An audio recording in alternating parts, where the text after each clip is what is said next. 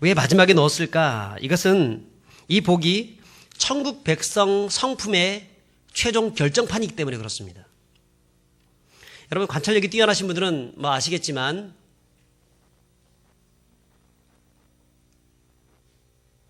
이거 집사님 처음으로 돌려주시면 좋겠는데요.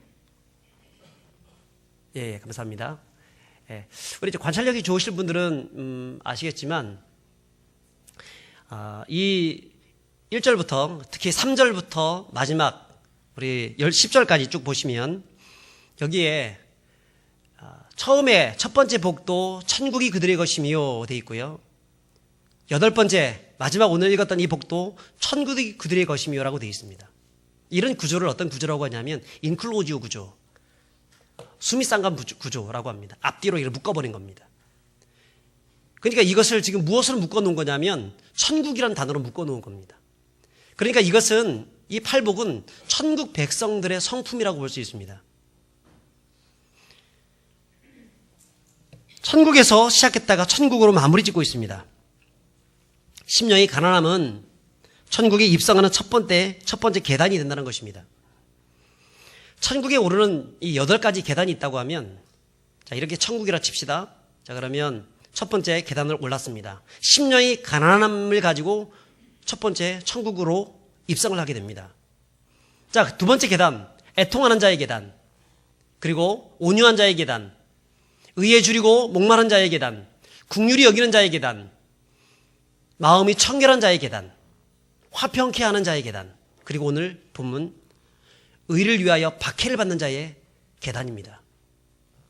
이런 계단을 통하여서 점진적으로 우리는 누구를 향해서 나아가게 되냐면 예수 그리스도를 향해서 나가는 겁니다. 예수님의 성품, 천국의 성품으로 나가는 것입니다. 천국 백성들의 삶이라고 볼 수 있겠죠. 이것이. 그러므로 예수님께서는 이 의를 위하여 박해를 받는 자가 복이 있다라고 하는 말씀을 통하여서 천국 백성들의 최고의 복이 무엇인가, 최결정판이 무엇인가에 대해서 우리에게 말씀해 주고 있습니다. 그런데 박해를 받는 것이 무슨 복이 되겠습니까? 그렇지 않습니까? 그런데 그 다음에 중요합니다. 12절에 보면 기뻐하고 즐거워하라. 여러분, 기뻐하고 즐거워하라. 박해를 받는데 그 박해 받는 상황 속에서 기쁨과 즐거움이 없이 신경질 부리고 화를 내면서 박해를 받는다고 하면 그것은 복이 되지 못합니다. 고통과 아픔과 어려움 속에서 고난 중에서도 기뻐할 수 있는 그런 믿음. 여러분, 이것이 천국 백성의 최고 결정판, 정말 높은 경지까지 이른 예수님의 그 모습 가지고 나아가는 그런 성도의 삶이라고 볼 수 있다는 것입니다. 여러분, 박해를 받는데도 기뻐하고 노래하고 있다면, 자기를 죽이고 달려드는데도 불구하고 그 앞에서 태어나고 당황하지 않고 침착하게 하고 있다고 하면, 근심하지 않고 좋다고 기뻐하고 즐거워하고 있다면 둘 중 하나일 것입니다. 미쳤든가 아니면 진짜 성자든가. 여러분, 어떠십니까? 우리 가운데 박해가 없는 사람들이 없을 것입니다. 고난이 없는 사람들이 없을 것입니다. 그런데 그 박해와 고난 가운데에서 모든 것을 초월할 수 있는 사람들은 그렇게 많지 않을 것입니다.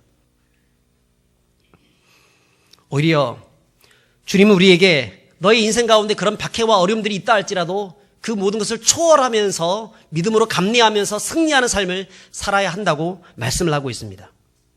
그것이 진짜 천국 백성의 가장 멋진 모습이라고 말씀하는 거예요. 여러분, 우리의 믿음의 선배들의 모습이 그렇지 않습니까? 그들은 박해 중에서, 핍박 중에서 기쁨으로 그 모든 어려움들을 이겨냈습니다. 12절에 보면 이런 말씀이 있습니다. 너희 전에 있던 선지자들도 이같이 박해하였느니라. 우리가 최고의 신앙으로 칭송하고 있는 선지자들, 여러분, 그런 사람들이 모두 다 박해 속에서 승리했던 사람들입니다. 초대교회의 신앙의 선배들은 정말 어려움 속에서 믿지 않는 사람들, 로마 감옥에 갇혀지고 콜로세움 경기장에 던져지고 그런 가운데서도 그들은 기꺼이 기뻐하고 즐거워하면서 그 박해들을 이겨냈었습니다. 멀리까지 보지 않는다 하더라도 우리 한국교회를 세웠던 우리 믿음의 선배들, 또 우리 고신교단을 세웠던 한상동 목사님, 주남선 목사님, 여러분 그런 분들을 보게 되면 어떻습니까? 박해 속에서 감옥에 들어가고 목에 칼이 들어오고 그런 상황 속에서도 신앙의 절개를 지키기 위해서 견디고 참고 주님을 바라보면서 승리했던 분들입니다. 우리는 그런 전통 속에서 자랐고 그것을 자랑스러워하고 있고 또 자랑하면서 살아가고 있습니다. 근데 자랑은 하고 있는데 우리 앞에 박해가 닥치게 되면, 우리 앞에 문제가 생기게 되면 그 속에서 기뻐하고 즐거워하기보다는 어떻습니까? 절망하고 낭망하고 화를 내고 신경질 부리고 그런 우리들의 모습들이 혹시나 있지 않은가, 우리를 좀 돌아볼 필요가 있는 것입니다. 여러분, 그렇다고 여러분들에게 박해를 받는 것이 축복이기 때문에 박해를 받으라고 말씀하는 것은 아닙니다. 또한 성도는 반드시 박해를 받아야 한다고 말씀하는 것도 아닙니다. 중요한 것은 믿음의 성숙의 단계에 있어서 이 박해라는 것은 우리의 믿음을 성숙하게 만드는 매우 중요한 척도가 된다는 것입니다. 디모데후서 3장 12절에 보면 이런 말씀을 합니다. 무릇 그리스도 예수 안에서 경건하게 살고자 하는 자는 박해를 받으리라. 하나님의 말씀과 세상은 다르기 때문에 성도들이 진짜 하나님 말씀대로 살려고 그러면 박해가 따라오게 된다는 것입니다. 로마서 8장 17절 18절에 보면 이런 말씀을 합니다. 같이 한번 읽어보겠습니다. 시작. 우리가 그와 함께 영광을 받기 위하여 고난도 함께 받아야 할 것이니라. 생각하건대 현재의 고난은 장차 우리에게 나타날 영광과 비교할 수 없도다. 우리가 경건하게 살다 보면 박해를 받을 수 있지만 그 박해는 우리를 완전한 고통으로 내보는 것이 아니라 결국 무엇으로 향하게 합니까? 하나님의 영광으로 향하게 하는 것입니다. No cross, no crown, 그런 말이 있지 않습니까? 고난 없는 영광 없다는 것입니다. 박해 없는 영광 없다는 것입니다. 그러므로 성도는 내 인생 가운데 어떠한 박해가 온다 할지라도 이상한 일 당하는 것처럼 이상히 여기지 말고 오히려 이것을 통해서 내 신앙이 더욱더 성숙해지며 예수님을 닮게 하고 또 그분의 영광 가운데 나아가는 그런 지름길이라는 사실을 기억하면서 기꺼이 오히려 감사함으로 기쁨과 즐거움으로 우리 앞에 있는 이 박해와 이 핍박과 어려움들을 이겨낼 수 있는 성들이 되어야 할 줄 믿습니다. 베드로전서 4장 12절부터 14절까지 보면 이렇게 말씀을 합니다. 한 절씩 교독하면 좋겠습니다. 사랑하는 자들아 너희를 연단하려고 오는 불시험을 이상한 일 당하는 것 같이 이상히 여기지 말고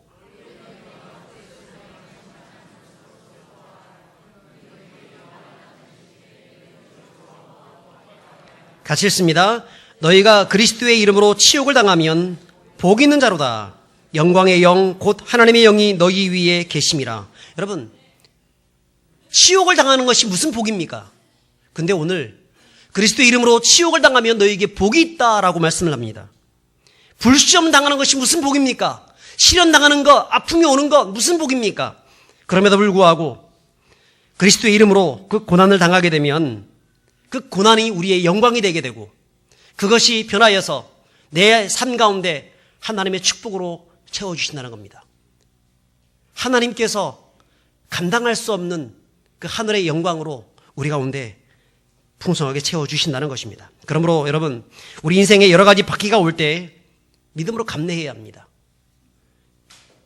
그 모든 어려움들을 주님의 말씀을 가지고 승리하는 우리들이 되어야 할 줄 믿습니다. 그렇다고 해서 박해라고 해서 아무나 박해를 아무 박해나 받으란 말씀은 아닙니다. 성도들이 받는 박해는 박해라고 해서 그 박해가 성도들의 신앙을 모두 다 성숙하게 만드는 것은 아닙니다. 그러면 어떤 박해를 받아야 됩니까? 박해를 받는 건 좋은데 그 박해를 받는 것 때문에 우리에게 어떤 큰 영광과 축복이 있다는 것은 이해하겠는데 여러분 어떤 박해를 받아야 됩니까? 오늘 10절에 보면 뭐라 말씀합니까? 의를 위하여 박해를 받는 자는 복이 있다고 말씀합니다. 의를 위하여. 여러분, 의가 무엇입니까? 의라는 것은 11절에 잘 나와 있습니다. 11절에 보시면 같이 읽어보겠습니다. 나로 말미암아 너희를 욕하고 박해하고 거짓으로 너희를 거슬러 모든 악한 말을 할 때에는 너희에게 복이 있나니. 누구로 말미암아? 나로 말미암아. 나가 누구죠? 예수님. 여러분, 예수님 때문에 당하는 박해입니다. 예수님 때문에 그분의 영광 위해서 하나님 나라를 위해서 당하는 그 박해, 다른 것이 아니라 예수의 이름으로 당하는 그 박해가 복되다는 것입니다. 그런데 성도들 중에서는 예수님 때문에 당하는 박해가 아니라 다른 것 때문에 당하는 박해를 받는 사람들이 꽤 있습니다. 그런데 착각합니다. 예수님 때문에 당한다고. 나 예수님 때문에 이런 고통을 당하고 있고 이런 박해를 당하고 있으니까 아마 하늘에서 하나님이 나에게 더 큰 상을 주실 거야. 그렇게 생각하시는 분들이 있는데요. 여러분, 착각일 수 있습니다. 그러면 어떤 사람들, 어떤 착각 속에서 그런 말을 하고 있는 것일까요? 네 가지로 볼 수 있습니다. 첫 번째는 상식적으로 살지 못해서 받는 박해입니다. 예를 들어서 교회 일을 열심히 하는데 남편 밥을 챙겨주지 않는 거예요. 자식들 내팽개치고 교회 일만 열심히 하는 겁니다. 여러분, 그래서 남편에게, 자녀들에게, 친척들에게 당하는 박해, 이게 주님을 위한 박해입니까? 주님 때문에 당하는 박해입니까? 아니라는 것입니다. 혹은 교회 일이라고 그런 핑계로 회사의 시간과 물질들을 유용하면서 그렇게 살아가는 거, 그것 때문에 어떤 박해를 당하다 쳤을 때 그게 주님 때문에 당하는 박해일까요? 아니라는 것입니다. 제가 좀 부끄러운 이야기지만 제가 예전에 직장 다닐 때 교회에는 이 복사기가 그때 당시는 없었습니다. 그리고 회사에 가면 복사기가 있습니다.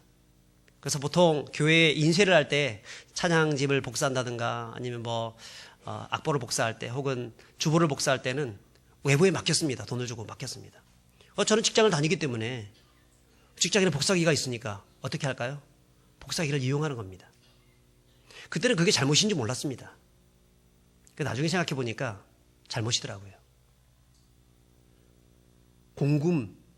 어떤 공적인 부분들을 내 개인 사적인 것으로 이용하는 것이죠. 아무리 교회를 위하는 것이라 할지라도 그렇게 하는 것은 잘못된 것입니다. 그때 제가 안 들켜서 그렇지, 만약에 상사에게 들켜가지고 너 왜 이렇게 하는 거야? 왜 교회 일을 하는데 왜 회사 것을 이렇게 남용하는 거야? 이렇게 얘기를 했을 때 아마 그때 미성숙했던 저는 이런 생각했을 겁니다. 내가 예수님 때문에 고난을 당하고 있구나. 내가 박해를 당하고 있구나. 아마 그때 그렇게 생각했을지도 모르겠습니다. 여러분, 이런 것은요, 예수님 때문에 당하는 박해가 아닙니다. 비상식적인 생각들 때문에 당하는 박해이지. 여러분, 우리나라에 한국교회 예전에, 요즘은 많이 없어졌습니다만 예전에 어떤 일이 있었냐면 학교에 세워졌던 단군상 목이 잘린 채 발견된 일들이 있었습니다. 아시죠? 한 10여 년 전에 그런 일들이 있었습니다. 그것 때문에 기독교가 얼마나 많이 욕을 먹었는지 모릅니다. 충분히 그분들의 마음은 제가 이해를 하겠습니다. 그런데 그렇게 과격하게 행동하는 것은 우리나라가 기독교 국가라면 이해합니다. 그런데 우리나라는 비기독교 국가입니다. 모든 종교가 같이 서로 어울리면서 살아가는 그런 국가입니다. 그런 국가 속에서 그렇게 비기독교적인, 비상식적인 행동을 하게 된다고 하면 오히려 기독교의 복음에 저촉되는 일들이 될 수 있습니다. 오히려 좀 더 평화로운 방법으로 단군상을 세우는 것을 저지하는 운동들을 펼쳐갈 수 있었다고 하면 얼마나 더 좋았을까 하는 생각들을 가져보는 것입니다. 뿐 아니라 서울에 가게 되면 아주 큰 절이 있습니다. 봉은사라고 하는 절이 있습니다.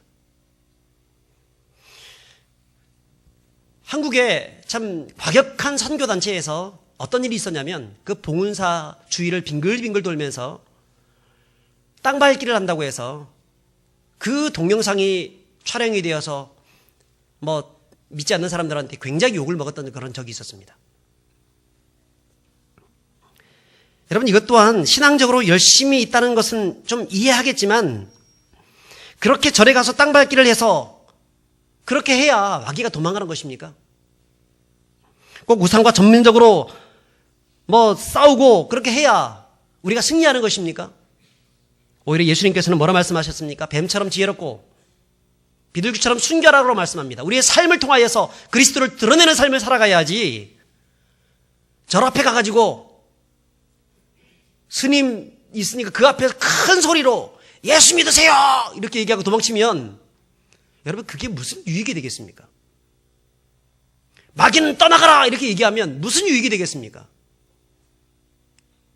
여러분, 상식적이어야 합니다. 상식적이어야 해요. 그래야 욕을 먹지 않습니다. 성도는 신앙적인 이유 때문에 아니라 상식적이지 못해서 얻어맞는 경우들이 너무나 많습니다. 우리가 진리에 대한 문제를 가지고는 끝까지 싸워야 되겠지만 상식에 대한 문제에 대해서는 싸울 일이 아니라 지혜롭게 풀어가야 할 문제임을 우리는 잊지 말아야 합니다. 우리가 한국교회가 정말 상식적으로만 활동하더라도, 행동하더라도 오히려 거룩한 영향을 끼칠 수 있습니다. 반타작은 할 수 있습니다. 근데 너무나 상식적이지 못한 과격한 사람들이 너무나 많습니다. 여러분, 초대교회 어떻습니까? 초대교회 성도들이 우상과 싸울 때 막 다 쪼개고 부수고 그렇게 했습니까? 구약에는 그렇게 했죠. 구약적 배경에서는 그렇게 할 수 있습니다. 근데 신약의 초대교회 성도들은 그렇게 하지 않았습니다. 오히려 사랑으로, 섬김으로, 하나님의 말씀으로, 기도로 세상을 이겼습니다. 교회는 그들과 칼을 들고 부수고 때려 부수고 그렇게 해서 우상을 이기는 곳이 아니라 예수 그리스도의 사랑과 섬김으로 이기는 곳입니다. 이것을 기억해야 합니다. 두 번째로, 예수님을 위해서 받는 박해가 아닌 것이 무엇일까요? 특정한 이데올로기 때문에 받는 박해입니다. 성도는 이 세상에 속한 자가 아니라 하늘에 속한 자입니다. 성도의 시민권은 이 땅에 있는 것이 아니라 하늘에 있습니다. 물론 우리도 이 땅에 주민등록증을 가지고 대한민국 국민으로서 살아갑니다. 그래서 성도를 이중국적자라고 합니다. 이중국적자. 우리의 육체는 이곳에서 우리가 살아가고 있지만 우리의 영혼은, 우리의 본향은 어디입니까? 천국이죠. 하나님 나라입니다. 하나님 나라의 국적을 가지고 있는 그런 사람들입니다. 그런데 이 땅에 이데올로기에 편성되어서 싸우고 그것 때문에 박해를 받고 투옥되고 죽게라도 한다면 그것은요, 예수님 때문에 당하는 박해가 아니라 자신의 이념 때문에 받는 박해라는 사실을 기억해야 합니다. 그렇게 죽었든 그렇게 이데올로기 때문에 박해받고 투옥되었다 할지라도 하나님의 교회가 세워진 적이 없습니다. 하나님 나라가 세워진 적이 없습니다. 그러므로 우리의 이념들 내려놔야 됩니다. 우리는 하나님 나라의 백성임을 기억하면서 하나님 나라 그 한 마음으로 함께 나가야 합니다. 그래서 사실 야당과 여당, 특히 야당과 여당 안에 예수 믿는 사람들이 참 많습니다. 그런 국회의원들 많습니다. 하나가 되어야 합니다. 누구 안에서? 그리스도 안에서. 예수 그리스도 안에서 하나가 되어야 합니다. 그럴 때 진짜 하나님 나라의 그 법이 나타나게 되고, 그러다가 박해를 받는다고 하면 그거 누구를 위한 박해일까요? 주님을 위한 박해가 될 수 있는 것이죠. 근데 수많은 국회의원들과 수많은 사람들이 지금 여야로 나눠지고 좌파 우파로 갈라지고 그러면서 서로 싸웁니다. 그 싸움은요, 주님을 위해서 싸우는 것이 아닙니다. 하나님 나라를 위해서 싸우는 것이 아닙니다. 그렇게 당하는 박해를 받는다 하더라도 그것이 하나님께 영광 되는 것이 아니고 자신의 영광이 되는 것도 아닙니다. 우리는 우리의 시민권이 이 땅이 아니라 하늘에 있다는 사실을 기억하면서 이념을 초월한 예수 그리스도의 사랑으로 나가는 우리들이 되어야 할 줄 믿습니다. 또 예수님을 위한 박해가 아닌 것이 있습니다. 어떤 대의 명분 때문에 받는 박해입니다. 대의 명분이라는 것은 무엇이냐면 자신이 옳다고 생각하는 것 혹은 자신이 속한 공동체가 옳다고 주장하는 것을 바로 대의 명분이라고 합니다. 그것을 위해서 박해를 받는 것, 그것은 예수님을 위한 박해가 아닙니다. 어떤 사람이 이 대의명분을 위해서 노사병들을 일으킬 수 있습니다. 단식투쟁을 하기도 합니다. 화염병을 던지기도 하고 심지어는 분신 자살을 시도하기도 합니다. 그렇다고 해서 세상 사람들은 자기가 속한 공동체에서는 야, 당신 정말 멋지다, 옳은 행동을 하고 있다라고 하고 있을지 모르지만 그것은 예수님을 위해서 당하는 박해가 아닙니다. 심지어는 엊그제 3.1절에 만세 운동하셨던 애국 선전들 역시 그분들이 국가적인 차원에서 봤을 때는 칭송받기에 마땅한 분들입니다. 그분들이 계셨기 때문에 대한민국이 존재했다고 저는 생각합니다. 그럼에도 불구하고 그분들이 그렇게 했다고 하더라도 예수님을 위해서 당하는 박해가 아닙니다. 그것 때문에 하나님 나라가 세워진 적이 없습니다. 하나님 나라가 이 땅에 임하지 않습니다. 그리고 마지막으로 죄를 지음으로 받는 박해를 말합니다. 당연하죠. 죄 때문에 당하는 박해는 예수님을 위해서 당하는 박해가 아니죠. 성경은 이렇게 말씀합니다.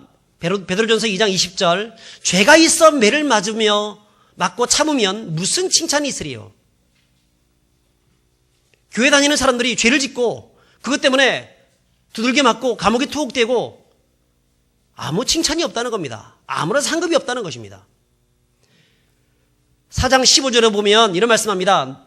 너희 중에 누구든지 살인이나 도둑질이나 악행이나 남의 일을 간섭하는 자로 고난을 받지 말려니와. 도덕적인 문제 때문에 고난받지 말라는 것입니다. 성도들은 그렇기 때문에 지극히 도덕적일 필요가 있습니다. 우리가 지난번에 우리 십계명에 대해서 같이 말씀을 나누었지 않습니까? 여러분, 십계명 지킬 수 있는 사람들이 되어야 합니다. 성도는 그것을 지킬 의무가 있습니다. 다른 것은 다 폐하여졌어도 십계명은 폐하여지지 않았습니다. 하나님을 사랑하고 이웃을 사랑하는 그 계명, 이것이 율법의 최고의 강령입니다. 여러분, 성도는 도덕적인 삶을 살아가야 합니다. 그래서 그 삶을 통하여서 그리스도가 누구인지 세상 가운데 보여줄 수 있는 사람들이 되어야 합니다. 자, 그러면 성도들은 박해를 받습니다. 그러면 어떤 박해를 받아야 될까요? 예수님을 위해서, 나를 인하여, 예수 그리스도이기 때문에 박해를 받아야 합니다. 자, 그런데 예수님이 구체적으로 예수님을 위해서 받는 박해가 어떤 것입니까? 그것은 바로 하나님의 말씀에 순종함으로 받는 것입니다. 하나님의 말씀을 순종하다가 박해를 당할 수 있습니다. 그것은 예수님을 위해서 당하는 박해입니다. 이스라엘 왕들은 선지자들을 박해했습니다.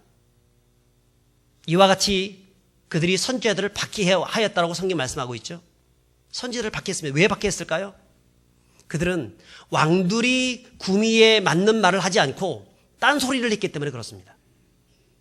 당시 이스라엘의 왕들은 꿈꾸는 그런 왕정이 있었습니다. 절대 왕정을 꿈꿨습니다. 이방인의 왕들처럼 자기 마음대로 권력을 휘두르고 죽이고 싶은 사람 죽이고 살리고 싶은 사람 살리고 높은 자리에 앉히고 싶은 사람은 높은 자리에 앉히고 뭔가 자기 마음대로 절대 이 왕권을 휘두를 수 있는 그런 왕정을 꿈꿨습니다. 그런데 선지자들이 나타나서 뭐라고 했냐면, 아니 왕이시여, 이 나라가 왕의 나라인 줄 아십니까? 이 나라는 왕의 나라가 아닙니다. 여호와 하나님의 나라입니다. 하나님의 말씀을 들으십시오. 말씀을 지키십시오. 이렇게 얘기하니까 기분 좋을 왕이 누구 있겠습니까? 화가 난 거예요. 그래서 박해했습니다. 자기의 구미에 맞는 말을 하지 않고 이상한 말들을 해나가니까 기분이 나빠서 죽였습니다.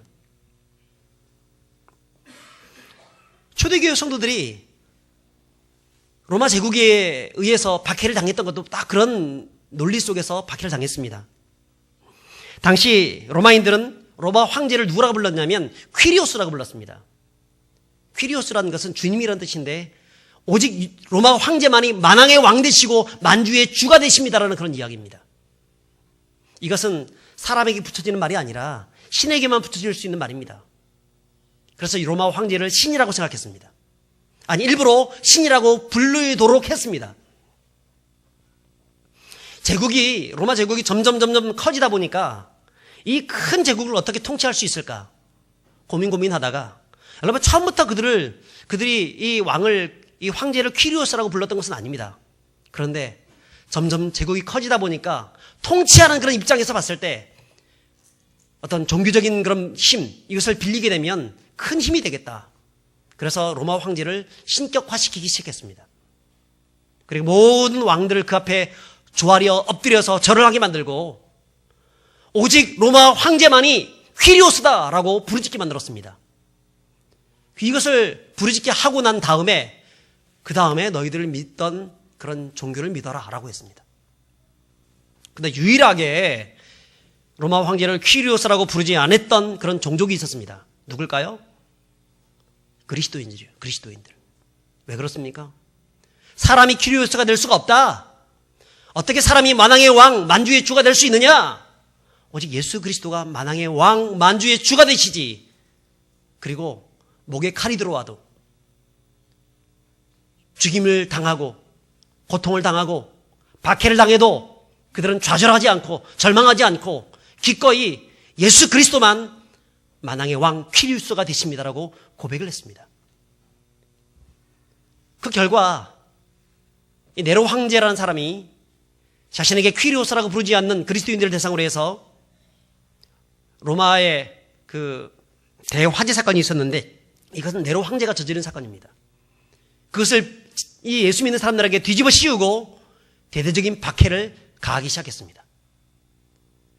사람들을 경기장에 모여놓고 사자밥이 되게 만들고 불로 태워 죽이고 칼로 찔러 죽이고 검투사에게 죽이게 만들고 그렇게 했습니다. 그럼에도 불구하고 그들은 그 죽음 속에서도 오히려 기뻐하고 즐거워하면서 그 모든 박해들을 이겨냈습니다. 결국 나중에 어떻게 됐습니까? 313년. 그때 313년 하나님께서 이 기독교를 국교화시켰습니다. 콘스탄티누스라고 하는 그 대제를 통하여서 그 사람이 예수 믿게 만듦을 통하여서 기독교가 국교화 될 수 있었습니다. 로마를 이겼던 것입니다. 여러분 이것이 그리스도의 힘이고 또 예수님 때문에 당하는 박해입니다. 이런 박해는 지금도 예수 믿기 시작한 성도들 삶 가운데서 이루어납니다. 어려움 당하고 힘들고 쫓겨남을 당하고 문제가 생기기도 합니다. 지금도 이 한국 교회 내에도 이런 일들이 벌어지고 있습니다. 그런데 조금 더 구체적으로 얘기한다면 모슬렘 국가라든가 북한 땅이 특히 이런 박해 국가입니다. 그들은 신앙 때문에 직장을 잃어버리기도 합니다. 가족들에게 쫓김을 당합니다. 경멸과 조롱과 핍박과 심지어는 죽음을 당하기도 했습니다. 특히 북한 같은 경우에는 신앙적인 문제로 정말 그동안 많은 그리스도인들이 숙청되어 왔습니다. 예전에 그 모자이크 교회에서 북한 선교 집회를 한 적이 있었습니다. 그때 연변 과기대 총장님이시면서 평양 과기대 총장님이셨던 김진경 총장님이 오셔서 말씀을 전한 적이 있었습니다. 아마 여기 우리 중에서 많이 가셨습니다. 다 마치고 난 다음에 그분이 우리 북한 선교회에 있는 우리 목사님들을 대상으로 해서 여러 가지 또 강의도 하시고 말씀을 전해 주실 때 무슨 얘기를 해 주셨냐면 지금 북한에는 지하교회에 한 20만 명 정도 되는 그런 추정될 수 있는 지하교회 성도들이 있다고 얘기를 합니다. 아직까지. 북한 인구가 한 2천만이라고 볼 수 있다고 하면 20만쯤 되면 한 1% 되는 그런 지하교회 성도들이 있다는 것입니다. 근데 그들이 서로 모였을 때에 항상 두 손을 가슴에 얹고 5가지 고백을 한다고 합니다. 그 고백이 예수님의 전사들의 수칙이라는 그런 고백입니다. 예수님의 전사. 자기들을 전사라고 생각하는 겁니다. 이 전사들이 수칙인데요. 첫 번째는 무엇이냐면 예수 믿는 사람은 천대받게 되어 있다. 그것이 궁지요 기쁨이다. 예수 믿는 사람들은 고난을 당하게 되어 있다. 이것이 우리의 영광이요 승리다. 둘째는 칭찬받는 것보다 욕먹는 것을 먼저 배워라. 세 번째는 우리 예수 믿는 사람은 인민의 눈물을 닦아주고 서로 눈물을 닦아주며 주위의 모든 고통당하는 자의 위로자가 되어야 한다. 네 번째는 사랑이 사랑을 낳고 또 그 사랑이 새로운 사랑을 낳고 그 사랑으로 인하여 많은 사람들을 예수님의 전사로 만들어야 한다. 마지막 5번째, 성경이라는 잣대로 자기 먼저 살아가야 한다. 이 5가지 수칙, 예수님의 전사들의 수칙입니다. 이것을 붙잡고 저들은 지금도 저 지하교회에서 아무도 모르는 곳에서 가슴에 얹고 하나님을 예배하고 있습니다. 이것이 하나님의 말씀에 순종하기 위해서 당하는 박해입니다. 주님을 이런 자들에게 복을 주십니다. 이런 자들에게 하늘의 상이 크다고 말씀하시는 것입니다. 자, 2번째로 예수님 때문에 당하는 박해가 어떤 박해가 있습니까? 그것은 말씀을 전파하다 받는 박해입니다. 고린도후서 11장에 보면 사도 바울이 자신의 선교 여행을 하다가 여러 번 파선되고 여러 번 죽을 뻔했던 자신의 과거를 간증하고 있습니다. 한번 읽어봤으면 좋겠습니다. 우리 한 절씩 교독했으면 좋겠습니다. 그들이 그리스도의 일꾼이냐 정신없는 말을 하거니와 나는 더욱 그러하도다. 내가 수고를 넘치도록 하고 옥에 갇히기도 더 많이 하고 매도 수없이 맞고 여러 번 죽을 뻔하였으니 5번 맞았습니다. 3번 태장으로 맞고 1번 돌로 맞고 3번 파손하고 일주야를 깊은 바다에서 지냈으며 여러 번 여행하면서 강의 위험과 강도의 위험과 동족의 위험과 이방인의 위험과 시내의 위험과 광야의 위험과 바다의 위험과 거짓 형제 중에 위험을 당하고 같이 읽습니다. 또 수고하며 애쓰고 여러 번 자지 못하고 줄이며 목마르고 여러 번 굶고 춥고 헐벗었노라. 아멘. 여러분, 사도 바울은 일찍이 사도행전 20장 24절에 뭐라 말씀했냐면 이런 고백을 합니다. 나의 달려갈 길과 주 예수께 받은 사명 곧 하나님의 은혜의 복음을 증거하는 일을 마치려면은 나의 생명을 조금도 귀한 것으로 여기지 아니하겠노라. 복음을 증거하기 위해서 내 생명까지 갖다 바치겠다고 그런 고백을 했습니다. 그런 그 고백과 함께 그 인생 가운데 수많은 위험들이 있었습니다. 강도의 위험이 있었습니다. 강의 위험, 동족의 위험, 이방인의 위험, 시내의 위험, 광야의 위험, 바다의 위험, 거짓 형제 중의 위험, 여러 번 맞고 배고프고 굶주리고 헐벗었습니다. 그럼에도 불구하고 하나님의 말씀을 증거하기 위해서 그의 인생을 온전히 내어드렸습니다. 오늘날도 하나님 말씀을 증거하다가 고난당하는 분들이 있습니다. 친척들에게, 이웃들에게, 가족들에게 예수 믿으라고 얘기했다가 그것 때문에 굉장히 싫은다고 힘든 분들이 있습니다. 그런 사람들에게 하나님이 잘하였다 칭찬하는 것입니다. 하늘의 큰 상급을 더하시는 것입니다. 오늘날 보면 이 박해가 없어진 시대가 되었습니다. 예수 믿는 사람들이 박해당하는 사람들이 거의 찾아볼 수가 없습니다. 물론 조금 손해는 볼 수 있겠죠. 그러나 성도들은 어떤 삶을 살아야 되냐면 박해를 두려워하지 말고 기꺼이 주님의 말씀에 순종하는 사람들이 되어야 합니다. 박해를 두려워하지 말고 기꺼이 하나님의 말씀을 증거하는 자들이 되어야 합니다. 때를 얻든지 못 얻든지 항상 말씀을 선포하라고 말씀합니다. 그 말씀을 지키고 살아가는 백성들이 되어야 합니다. 여러분, 그런 사람들에게 주님께서 뭐라 말씀하고 있습니까? 우리 12절 같이 한번 읽어봤으면 좋겠습니다. 시작. 기뻐하고 즐거워하라. 하늘에서 너희의 상이 큼이라. 너희 전에 있던 선지자들도 이같이 박해하였느니라. 아멘. 여러분, 하나님께서 그런 자들에게 주시는 상급이 있습니다. 그것은 먼저 천국에 들어가는 것이 상급이겠죠. 하지만 단순히 천국에 들어간다는 그런 말씀이 아니라 이것은 이미 첫 번째 복에서 이미 천국에 들어간다는 말씀을 하셨습니다. 그런데 오늘 이 본문 말씀은 단순히 천국에만 들어가는 것이 아니라 그 이후에 들어가고 난 다음에 무엇이 있다는 것입니다. 그게 뭘까요? 2가지입니다. 하나는 너희의 상이 큼이라. 천국에서 큰 상급이 기다려지고 있다는 것입니다. 2번째는 여러분 그 상급이 무엇일까요? 어떤 상급일까요? 선지자의 상급입니다. 선지자의 상급. 박해를 받으면서 그 속에서 기뻐하고 감사하고 주님 때문에 당하는 그런 박해 속에서 하나님을 찬양하는 자들에게는 하나님께서 선지자의 상급을 주십니다. 여러분, 선지자의 상급이 어떤 상급입니까? 이거 아무나 받을 수 있는 것입니까? 엘리야 선지자가 받았던, 이사야 선지자가 받았던, 예레미야가 받았던, 요엘, 다니엘, 그런 선지자들이 받았던 그 상급, 베드로, 야고보, 요한, 사도 바울, 그런 분들이 받았던 그 상급을 오늘날에도 동일하게 예수님을 위해서 살다가 박해를 받는 그런 성도들에게, 그런 자들에게 주겠다고 말씀하고 있습니다. 요한계시록을 보게 되면 2장에 이런 말씀을 합니다. 내가 죽도록 충성하라. 그리하면 내가 생명의 관을 내게 주리라. 죽도록 충성하면. 하나님께서 우리에게 주시는 관은 생명의 면류관을 주시는 것입니다.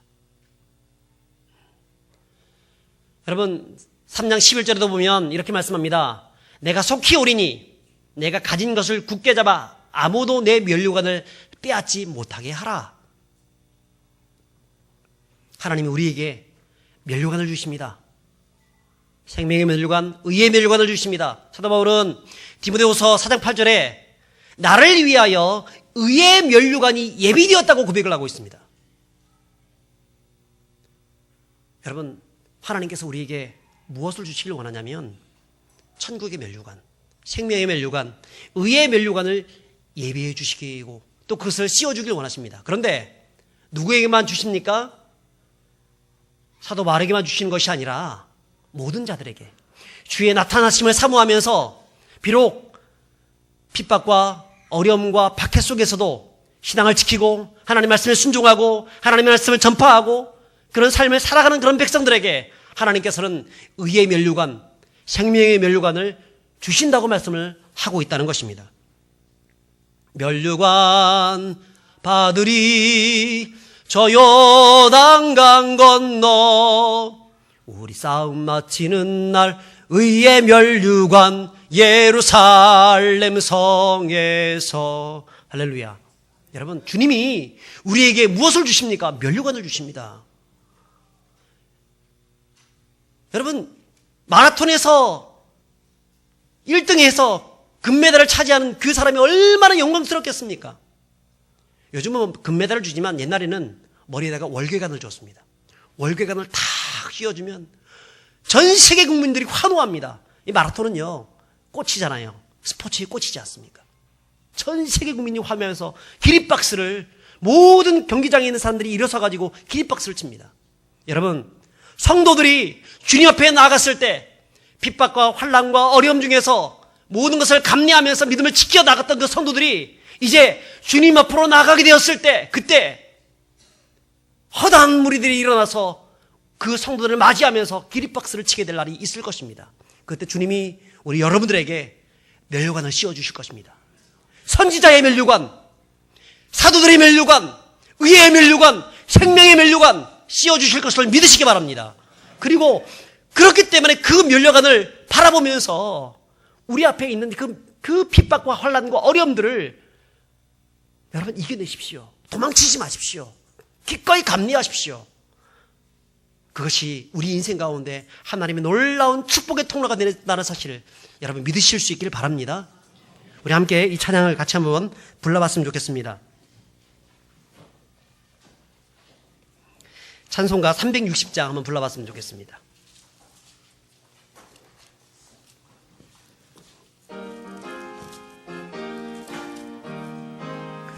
행군 나팔 소리로 주의 호령 났으니 십자가의 군기를 높이 들고 나가세.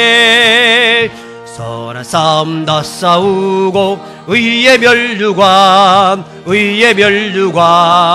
받았으리라. 선한 싸움 다 싸우고 의의 면류관 예루살렘 성에서 면류관 받으리 저 요단강 건너 우리 싸움 마치는 날 의의 면류관 예루살렘 성에 악한 마귀 권세를 모두 깨쳐버리고 승리하신 주님과 승전가를 부르세. 아멘. 선한 싸움 다 싸우고 의의 면류관 받았으리라. 선한 싸움 다 싸우고 의의 면류관 예루살렘 성에서 면류관 받으리. 저 요단강 건너 우리 싸움 마치는 날 의의 면류관 예루살렘 성에 달려갈 길 다가고 싸움 모두 마친 후 주와 함께 기쁨을 용사들아 누리세. 아멘. 선한 싸움 다 싸우고 의의 면류관 받았으리라. 선한 싸움 다 싸우고 의의 면류관 예루살렘 성에 면류관 받으리.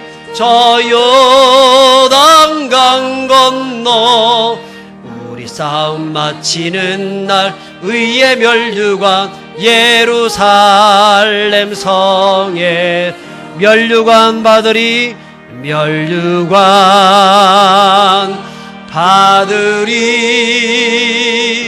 저 요단강 건너 우리 싸움 마치는 날 의의 면류관 예루살렘 성에서. 할렐루야. 여러분, 우리 시간 좀 기도하면 좋겠습니다. 우리 삶 가운데서 박해가 있습니까? 핍박이 있습니까? 고난이 있습니까?